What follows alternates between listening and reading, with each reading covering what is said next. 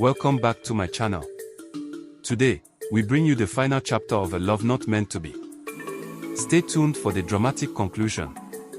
Don't forget to like, comment, and subscribe for more amazing stories.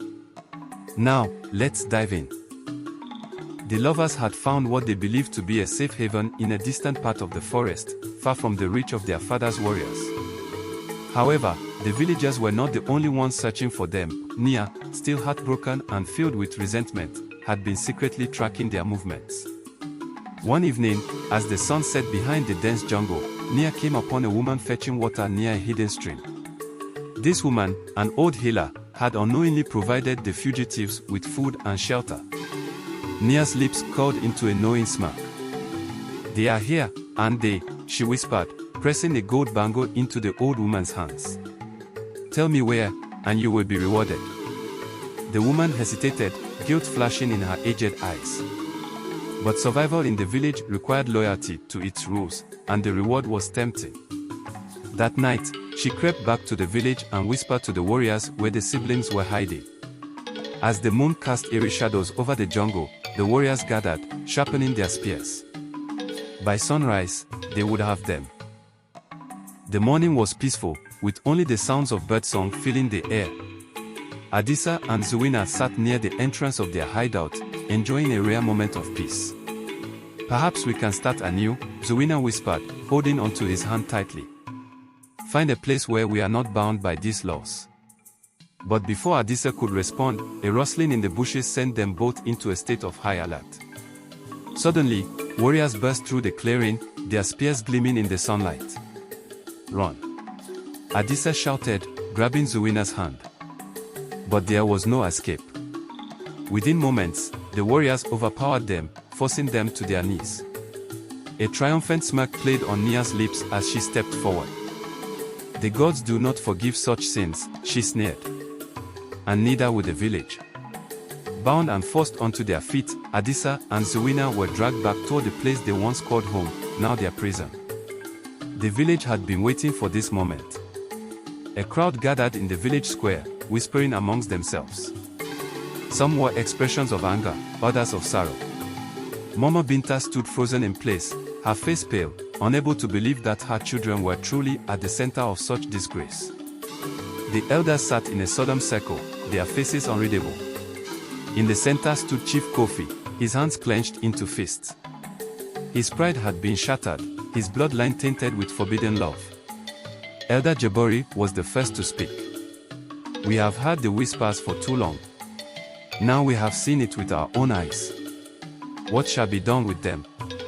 A murmur spread through the crowd. Some called for exile. Others demanded blood. The siblings stood silent, their fingers intertwined, knowing that no words could change their fate. After what felt like an eternity, the chief raised his hand, silencing the crowd. "The gods do not smile upon such a union," he declared, his voice hollow.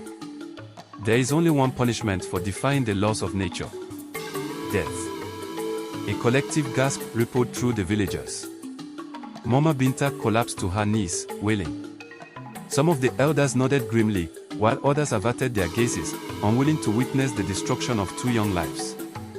"No, my husband," Mama Binta pleaded, clutching at Chief Kofi's robes. "They are our children. Let them go far away, let them be forgotten. But do not kill them." The chief's face was stone. "Their blood is cursed. If they live, the ancestors will bring misfortune upon us all." The warriors were ordered to prepare the execution site at the edge of the village. By sunrise, it would be over. Inside a small, dimly lit hut, the siblings sat on the cold ground, their hands still bound. The weight of their fate pressed heavily on them. "I do not regret loving you," Zuina whispered, leaning her head on Adisa's shoulder. "Even if it has led us here." Adisa closed his eyes, his jaw clenched. "We were born into a world that does not understand love like ours. But I would rather die knowing I loved you than live a life of lies." Mama Binta entered the hut, her eyes swollen from crying. She fell to her knees, embracing them tightly. "My children, I have failed you. I should have protected you from this world. I should have taken you far away. Tears fell freely as she placed the small dagger in Adisa's hands. If death must take you, let it be on your own terms, not by their hands. She kissed their foreheads and left. As the night stretched on, the lovers held onto each other, preparing for the end.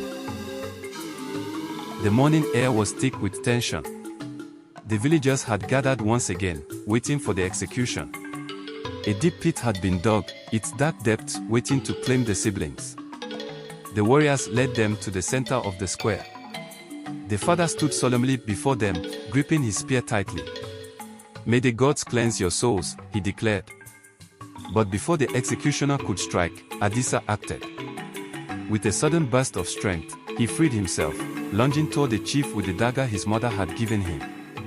A gasp rang out as the blade found its mark. Chief Kofi staggered back, blood blooming across his chest.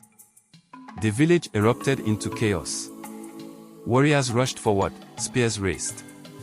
Zuwina, unwilling to live in a world that condemned their love, grabbed the same blade and plunged it into her own heart. "No!" Mama Binta screamed as she watched both of her children collapse. In a matter of moments, it was over. The lovers lay side by side, their hands still reaching for each other even in death. The father, mortally wounded, collapsed beside them. The villagers stood in stunned silence. The judgment of men had been carried out, but the will of the gods had been defied. And that was the tragic end of the two lovebirds. A tale of passion, secrecy, and fate sealed by choices they could not escape. Thank you for watching, and I hope you learned something from this story. If you enjoyed it, don't forget to like, comment, and subscribe for more captivating stories like this. Hit the notification bell so you never miss an update. This was A Love Not Meant to Be.